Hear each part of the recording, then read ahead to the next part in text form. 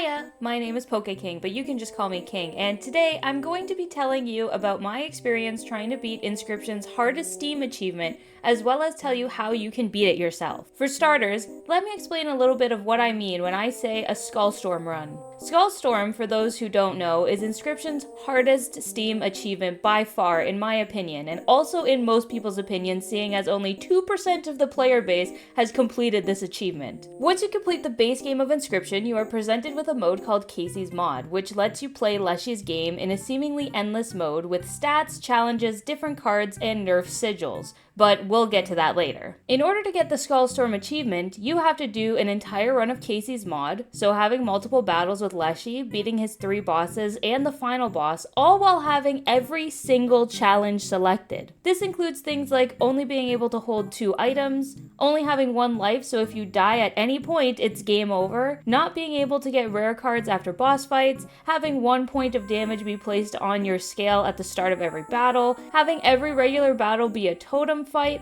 but most infuriating, the fucking wall of bears.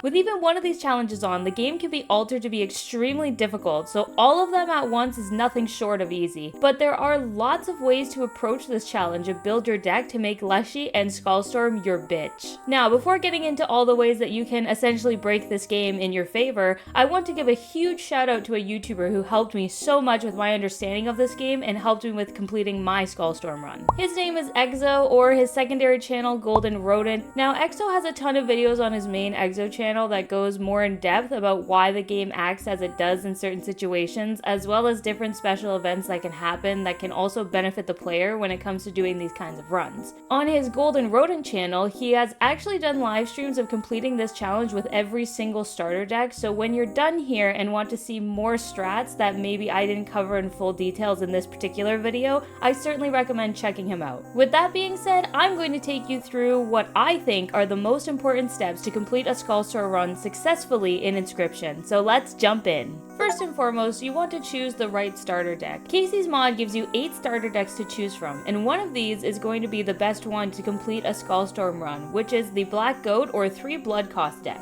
consisting of the Black Goat, the Mole, and the Moose Buck. Does this mean that this is the only deck that you can use to complete this challenge? Not at all. Like I said, Exo has proven that you can actually beat this challenge with every single one of the starter decks offered, but this one is the easiest one to snag a victory with, mainly because it only has 2 1 blood cost cards. Which brings me to our next step. Use and abuse the fair hand mechanic. The fair hand mechanic, for those of you who might not know, is a check that the game does when you get dealt your first hand during a card battle with Leshy. The game will always make sure that you can play at least something on your first turn, so it gives you a squirrel and then a card that you can play, which is for the most part always a 1 blood cost card. Which means that if you only have one blood cost card in your deck, you are guaranteed to pull it every single fight right at the beginning, making the Black Goat starter deck the best one, because if you get rid of the Mole, be it by a campfire, sigil transfer, or giving him to the Bone Lord, you are guaranteed to pull that Black Goat and a squirrel every single fight, which makes you be able to play pretty much any card of any cost, outside of things like Uyaruli, I guess. The flying Uyaruli! And once you get down to a single 1 blood cost card, you don't want to get any other ones. So when it comes to card drop events, try to avoid the random card drop ones and the tribe card drop ones, as the blood ones will at least give you a chance to get a 2 or 1 blood cost card, as well as a bone cost card. The only other thing that you want to be careful of is getting too many boons from the Bone Lord. If you get a possum, let's say from a card drop event, and then get 2 boons from the Bone Lord, you might open with your possum now. As well, no cost cards like the Tadpole and Gek mess with the fair hand mechanic too, along with the Ejirok. Luckily, Gek and Ejirok can't be pulled since they are rare cards, and you won't be getting any rares from the boss fights because of the no rare challenge. But if you get a gold fleece and go to the trader, don't get cards like this.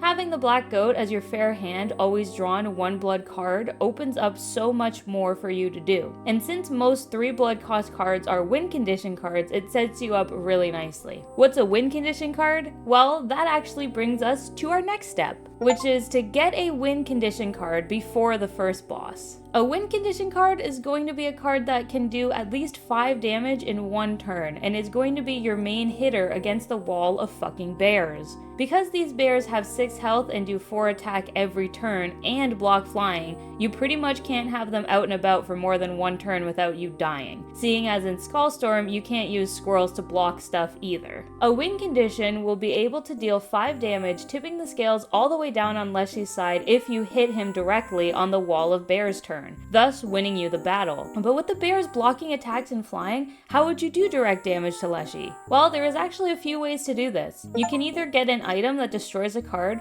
or make a touch of death monster. When it comes to getting an item, you want to get either the scissors, the wise clock, or the skinning knife from the trapper. The hourglass would also be a good idea, seeing as you can stop Leslie from attacking on one turn, and then kill a bear if you have a card that can deal 6 or more damage or has the touch of death sigil, and then hit Leslie directly on the second turn. The magical bleach could also be used, getting rid of the bear's mighty leap sigil, and then using a card that flies over or the harpy bird leg fan to get an attack that way. Creating a touch of death monster is a bit more tricky and can be harder to pull off if your RNG isn't fantastic, which for Skullstorm usually seems to be the case. What you would want to do is get an adder or a touch of death totem and be able to put that sigil on either a pronghorn or a mantis, anything that has the bifurcated sigil on it. This way, if you place it on the left side of the board, it can kill a bear and leave an open spot for your win condition card to attack Leslie directly. On my winning run of Skullstorm, I actually used both of these methods. For the first bear fight, I used the scissors item to get rid of one of the bears, using my pliers to knock an extra point of damage onto Leslie's scales,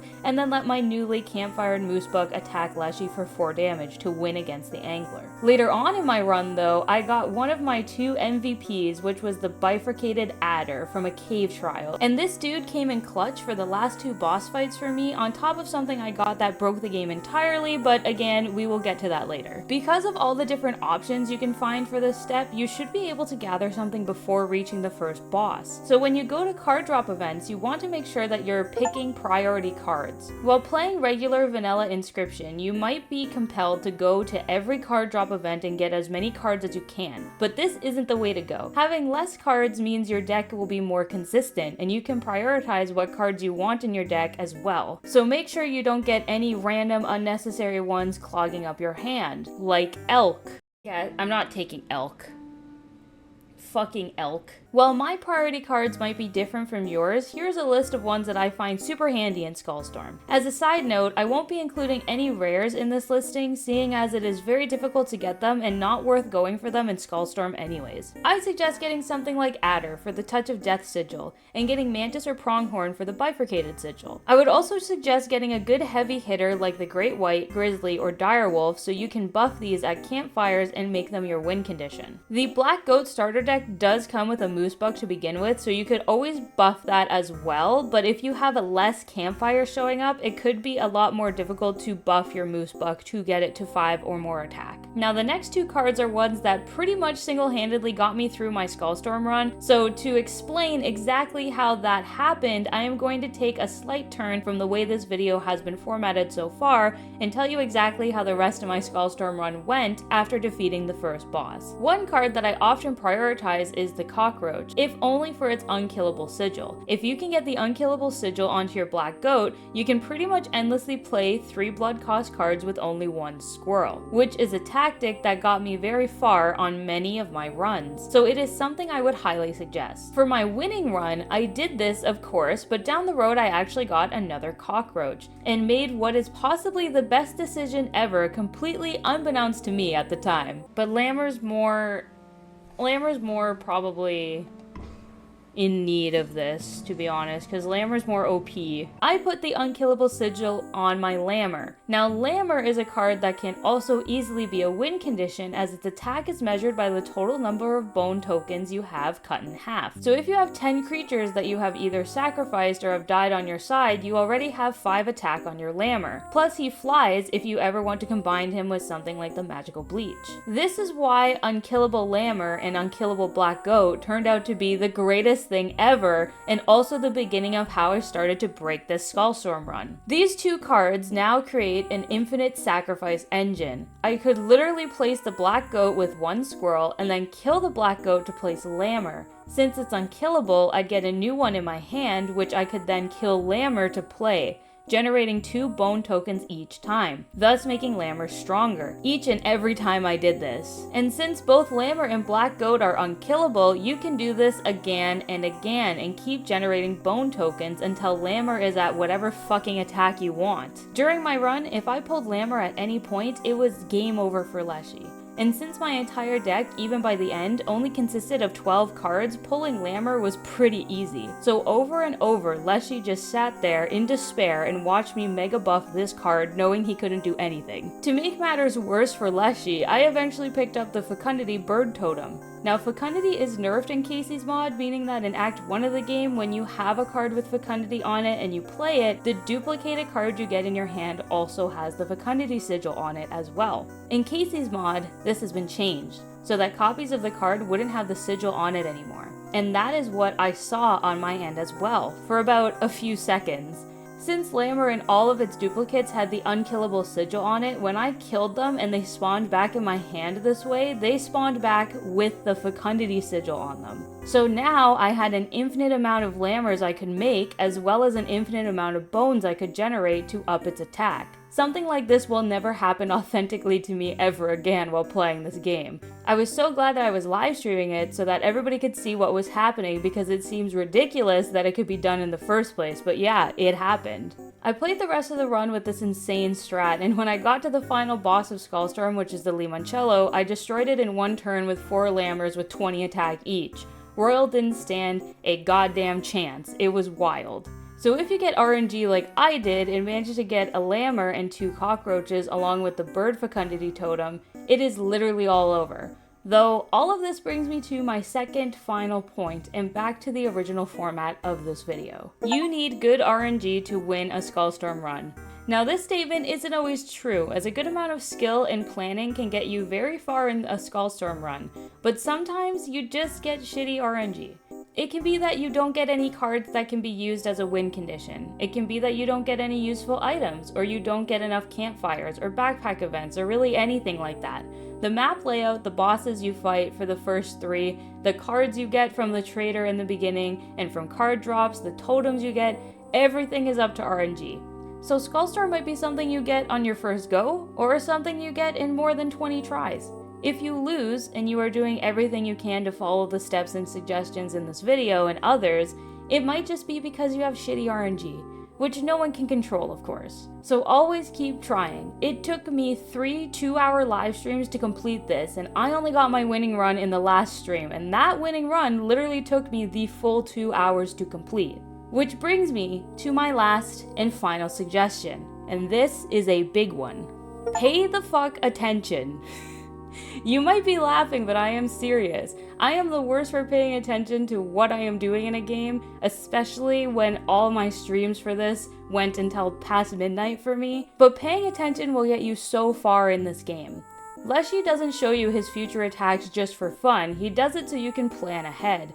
I can't tell you how many times I didn't fully notice what Leshy was playing and completely fumbled because of it. And since this is Skullstorm, you only have one life. If you die, you die. You're back to the menu screen, baby. Overanalyzing, overthinking, and preparing for everything is crucial in this game mode, even when it isn't the boss battles. Nothing sucks more than making it through 2 bear fights only to get fucked over because you didn't notice Leshy was playing an alpha beside a mole. I know that feeling because it happened to me. Familiarize yourself with Leshy's cards, with the sigils on them, and with the damage each side will do before hitting that bell. Just like you should familiarize yourself with my subscribe button, and then hit that bell to be notified when I post. No, but seriously, it may seem like a very simple suggestion, but it's the most important and also the easiest to forget. Take your time, understand the board, and then go ham. Hopefully this video has helped you understand the mechanisms of Inscryption and will help you complete this Steam achievement if you're a completionist or you just want bragging rights like I did. Once more, make sure to go check out Exo and his secondary channel for more in-depth looks on how you can break this game and what other cool shit you can do with it, as that dude's a pro. I literally mentioned him in my stream as well because I literally learned a lot of stuff from his content, so yeah, big shout out to him. Other than that, that, if you liked this video, make sure to leave a like, subscribe, do all those silly little things to help support my channel, as I try to post videos once every 2 weeks, and I also stream 2 to 3 times a week as well. Hope you all have a wonderful rest of your day, happy skull storming, and I will see you in the next video. Bye!